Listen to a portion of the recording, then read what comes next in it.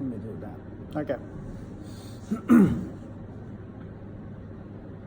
matter what I do, I ask myself 3 questions. What do I want? Why do I want it? And how do I get it? And in this case, I know what I want. I want change. That is what I want. But the question is, what change do I want to see? And I know that the questions I have to ask myself are, 1, am I honest about the scope of my ambition? Because it's easy to figure out that once you didn't get what you wanted, that maybe you should have set your sights a little lower. But I'm here to tell you to be aggressive about your ambition. Do not allow setbacks to set you back.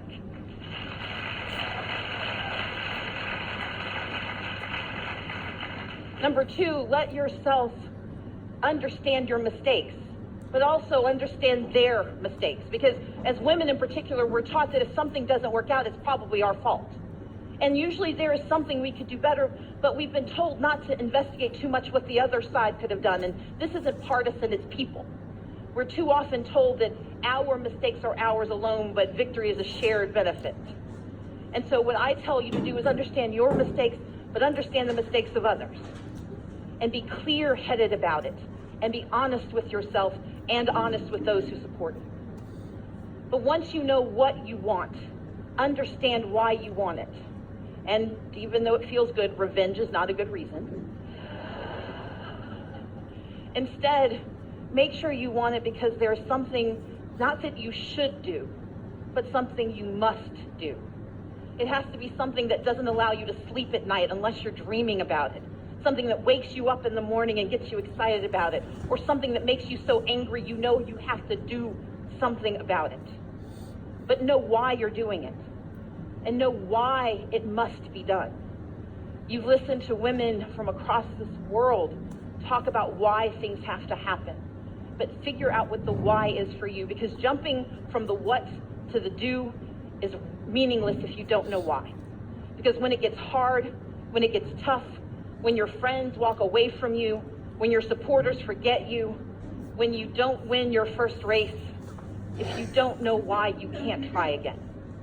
So first, know what you want. Second, know why you want it. But third, know how you're going to get it done.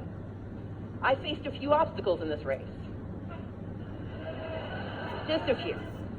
But in the pursuit, I became the first Black woman to ever become the nominee for governor in the history of the United States of America for a major party.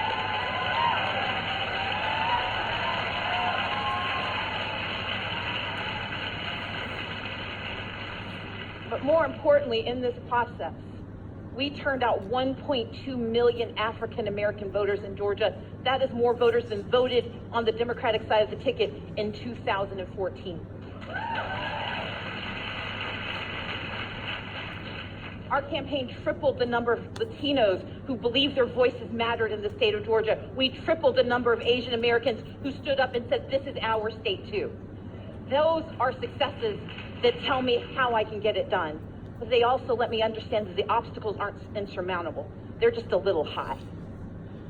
But I also understand that there are 3 things that always hold us hostage. The first is finances. Now, you may have heard I'm in a little bit of debt.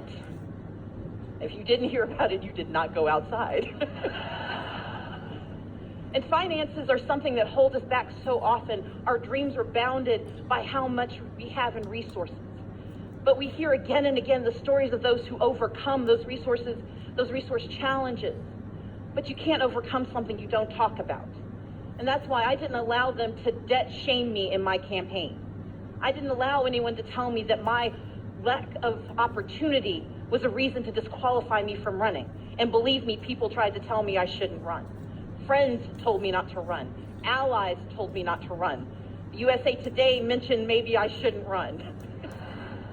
But no matter who it was, I understood that finances are often a reason we don't let ourselves dream. I can't say that you will always overcome those obstacles, but I will tell you, you will be damned if you do not try.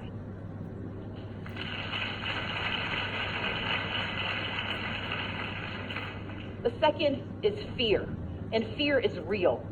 It is paralyzing, it is terrifying, but it can also be energizing. Because once you know what you're afraid of, you can figure out how to get around it. And And the third is fatigue. Sometimes you just get tired of trying. You get tired of reading about processes and politics and the things that stop you from getting where you want to be. Sometimes fatigue means that we accept position instead of power. We let someone give us a title as a consolation prize rather than realizing we know what we want and we're going to get it even if we're tired. That's why God created naps.